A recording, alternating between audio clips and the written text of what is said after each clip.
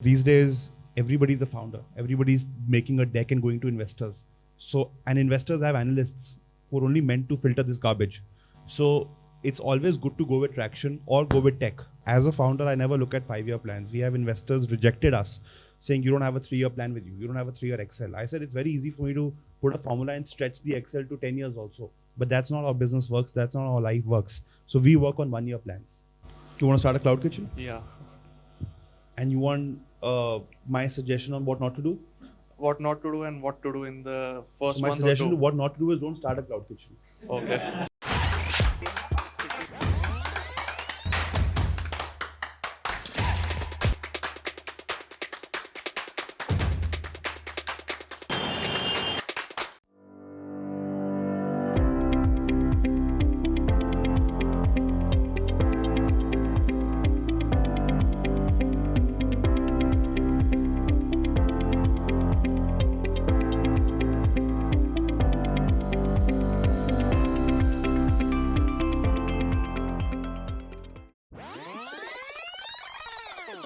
When 80-90% of the business is coming either on call or on online delivery platforms, then why am I paying a 75,000 rupee rental?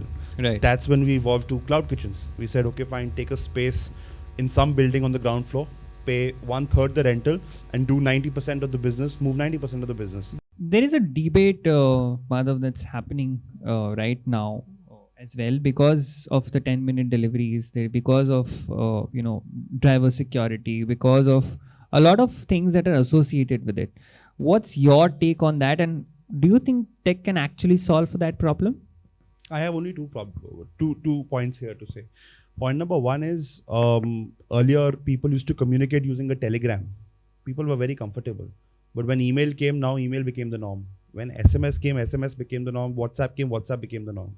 Similarly, earlier Domino's had 30-minute delivery, and that became the benchmark for the industry. Now it's 10-minute. Going forward, you'll also see 4-minute, 5-minute deliveries. And that's not too far. We can see that across other global markets. And it's not difficult. It's not that riders are flying if it's a 5-minute delivery or it's a 10-minute delivery. It's just that there is more concentration in the market. It's just like a panwala concept that every red light will have a panwala. So Right. it's not that people are running or people are driving at 100 kilometers an hour to deliver an order in 10 minutes. It's just that there is more concentration in markets. And this is only the case in metros and mini metros. You won't find this 10-minute delivery across smaller markets. Right, but is there a scope, like going forward, as you said, that there is going to be a 10-minute, 4-minute Absolutely. delivery that's there, but is there a scope for a tier 3, tier 2 city to also get this same sort of a... Not at the moment. We don't see that at the moment. When we look at market sizing right now, we only look at metros and mini metros because there are urban consumers there, and consumers are willing to explore. Any new tech product, when it gets launched in either Gurgaon or in Bangalore.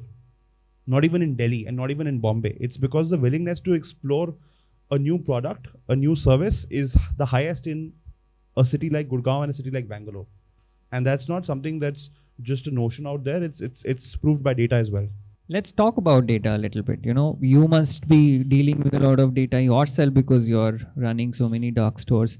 How does data play in this entire game, and how important it is? And in terms of skills, if somebody wants to learn something and want to get into this business, what sort of skills do they need? I think the major skill for a founder in today's day and age is to stay organized. And I have learned this because I'm a single founder. It's very important to stay organized because for us as a founder, you have to do sales, you have to raise capital from investors, you have to speak to customers. There'll always be a set of customers which are not satisfied with the product. Instead of them going and bad-mouthing you in the market, it's better you speak to them, have an open discussion. And for all of these functions, the founder needs time. And time is limited. Everybody runs on a 24-hour day schedule, right? So the key here is to stay organized. And that's the one mantra that I'm always firefighting with all of our early key members, all of our early leadership teams at ZFW, that everybody needs to stay absolutely organized. And we follow an internal format of OKRs. Many of you must have heard of what an OKR is, right? So we use an OKR sheet to organize our day. Okay, you have to do customer follow-ups, you have to do investment transaction closure, you have to do sales, you have to do operations, you have to see if you have to sit with finance and do burn control. You can't be burning more capital than you're authorized to. Right. Let's talk a little bit now about the data part of it. So as I mentioned, data is something that you will be dealing with a lot, right? Currently, and how do you manage that? How do you make sure that things fall in place? Because at the end of the day, education teaches you the formal stuff in your life, and it tells you to अच्छा data analyst बनना है तो ऐसे बनना है. आप नहीं थे, आपने सब कुछ खुद से सीखा. So how did you go about that? And right now, whatever is happening, your business itself is a business which deals heavily with data. How do you manage that? So I think it's heavy data. It's heavy data lifting for us every day, in the sense that when we start with our data for any new market, right? The key is that you start listing down the SLAs. You need a low cancellation rate. You need a low SKU change rate. You need low downtime. You need higher visibility across all stores. So you first list down what are your objectives. And with those objectives, again, it comes back to an OKR. On the right hand side, you list down key results. That for cancellation rate, every SKU stocked at the dark store should have a certain quantity. Your dark store should open at 9 a.m. and close at 9 p.m. And then on the right side of key results, start mentioning how do you ensure all of that. So that's very simple data. And a lot of folks, I think early folks think that data is crunched using software. It's all done on Excel. In the largest of companies, analytics are displayed on tech tools, but data is all maintained on Excel and Google Sheets only. As a young startup founder, you have raised capital also from people. Was it difficult to get through, the first break that you get? Because now when you get the first funding, the doors automatically start opening, right? So was that the case for you as well? Tell me a little bit about that phase of your life when you were doing that. I think the first round of capital that one raises is the most difficult. First round of institutional capital that you raise comes after 50 rejections. And at that time, the founder is very naive and novice enough to think that, oh, you had a conversation with a VC or an investor, this one's going through. You have a good 1 hour conversation with an investor and you sleep with a assumption that, okay, tomorrow morning, this one's going through. And after all those 50 rejections, when you stop caring about acceptances is when you actually close a round. So that's what happened with us as well. We got commitments starting in December 2020, closed out the round in April. After that, every round has only been either a 2-week round or a 1 month. The largest round that we just raised currently was closed in less than about 25 days. So the timeline is shrinking by every day. You know the playbook, right? You know how to convince investors. You know how storytelling works. You have more metrics in front of you. Last year, I was at 2,000 orders a month. Today, we're at about 45,000 orders a month. So metrics are also behind you in terms of growth. So every round, it just becomes easier. In the first round, you're alone. In the second round, it's the founder and investors battling for you.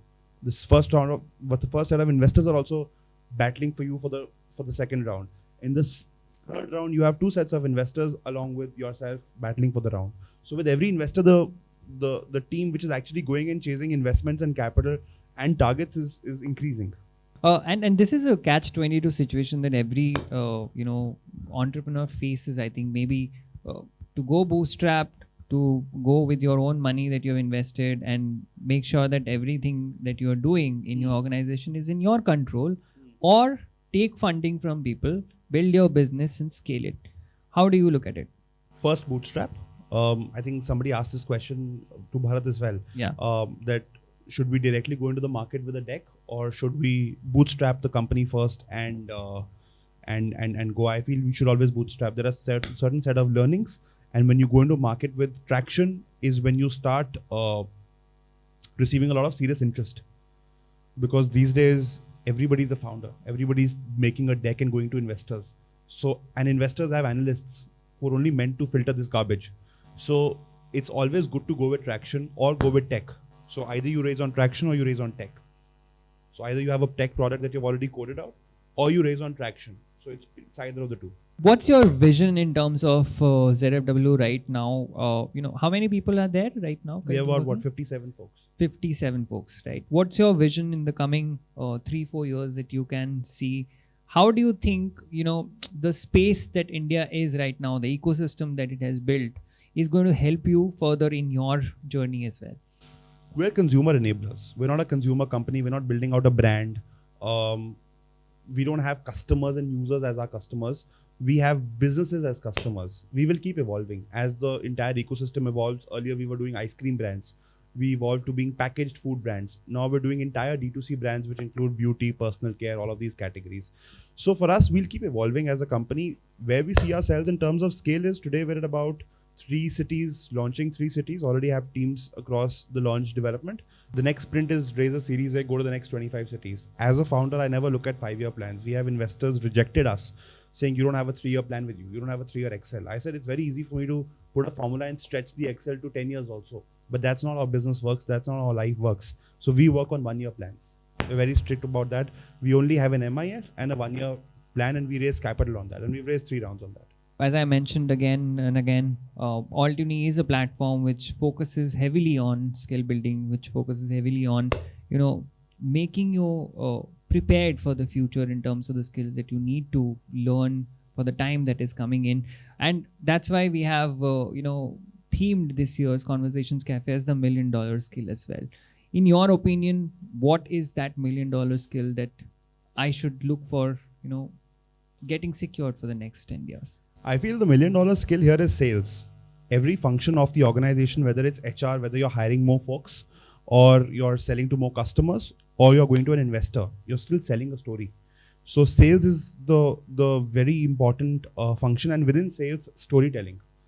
If you're selling your solution to a customer, or if you're selling your solution to an investor, everywhere you're selling it using a story, and that story has to be strong, and that story can only be strong when you have clarity yourself. So I think that's the one skill that I think has benefited us at ZFW and has benefited a lot of founders that we have in our ecosystem. Superb. Thank you very much, Madhav, for sharing your journey with us. I am going to open it to the audiences here. Questions? Raise of hands, please. So I'm Ankit Agarwal. I did my undergraduate in hotel management from IHM Bangalore. So my query is it is usually said for a ladder to success, the first step is the longest one. So, but I also believe it is important to be consistent. So since during your journey, you have actually faced few failures, there were few rejections, how you kept yourself motivated and consistent that yes, something bigger is coming ahead? Because it sometimes happened to me, I start something, but after some time, if there is any failure or it does not happen according to my expectations, then I lose interest in it. So how you would guide? I think that's all founders. Early on, everybody thinks, okay, today I'm starting 1st January, 15th January, I'm going to make my deck, 30th January, it's going to be out to investors, 28th February, money in my bank, 5th March, entire press release in media, so-and-so founder raises capital from so-and-so investors. That's always how everybody starts off. But when you actually come to life and come to terms, you actually figure out that it's a longer journey. You have to first figure out what you're doing in your own business and then go out in the market to customers and investors. There are multiple rounds of rejections by stakeholders. It can be investors, it can be customers, it can be you going to a media and telling them to cover your story and they're like, this is not a big enough story for us. But you just have to keep going. You have to wake up again at 9 a.m. in the morning or maybe even earlier and get to it. Show up every day. Showing up every day is the key. Hi, I'm Manas. So I'm planning to start a cloud kitchen of my own. So I wanted to ask, what were your failures and what were your learning journey when you started your own cloud kitchen in the year 2015? You want to start a cloud kitchen? Yeah. And you want my suggestion on what not to do? What not to do and what to do in the first My month suggestion or to two? what not to do is don't start a cloud kitchen. Okay. Because cloud kitchens don't make money. And they're dominated by certain large players in the market who work at a certain scale where they can make money, and the other half is not interested in making money because they're working on valuations. Small cloud kitchen players will never make money, and there's a very simple rule for that. Rule is that everything on your P&L is a percentage. Even as you're scaling from a 4 lakh revenue to an 8 lakh revenue, your expenses are also going up in the same way. Whether it's a platform commission or it's COGS, cost of goods sold, or it's any other expense. The only thing that you can amortize is your rent. So businesses which have all expense heads as percentages can never make money. Hi, good afternoon. I have a question about your business, basically, if I may ask. Yeah, sure. So, the dark stores, the way in which operate, the question that is popping up in my mind is what is stopping, suppose, Baskin Robbins or any other brand from opening up a store of their, or opening up a place of their own when they want to deliver something and just do it on their own? And so, what is there must be something about the business model which I missed, which I don't know about. So, that's what I want to ask. Which is luring them to come to a service provider like ZFW. Yeah. I'll get to that. So it's always a question whenever there's a non-PNL affecting function like storage, like logistics. PNL impacting function is sales. PNL impacting function is operations. But company में HR PNL impacting नहीं है. Admin PNL impacting नहीं है. Storage और warehousing PNL impacting नहीं है. तो जब ये PNL impacting functions नहीं होते तो there's always a question that a business asks itself, build versus buy. Shall we build out our own infrastructure or shall we buy and lease it out or outsource it? This is that sort of a function where they don't have to invest capex, they don't have opex, they don't have a security deposit to pay, they don't have a lock-in period. It's pay as you go. It's pay per use. And that's how all of these brands, like, it's like a SaaS-based product. So it's you just pay as you use. Entire point of going to a B school or an IIT, apart from the learnings, is creating a solid network base. You seem to be very particular and specific about it. So how did you go about networking before you started your own company and went about selling part of it? I think it's a network effect. So if I know you and you know 4 founders and I tell you to connect me to founder A and B, I get connected to him, I build my relationship with him. He knows 4 more founders, both of them. It keeps building up. That's how we are known in the investor ecosystem, or that's how we know the investor ecosystem. We start with one angel network or one investor, their network, raise capital there, and then you start knowing the entire ecosystem.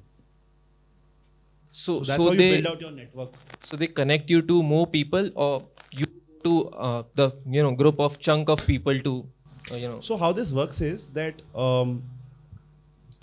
especially talking about investments and how investors in India are, that you have to raise capital only from the strategic ones. There's a lot of dumb capital available in the market, and I've picked up dumb capital.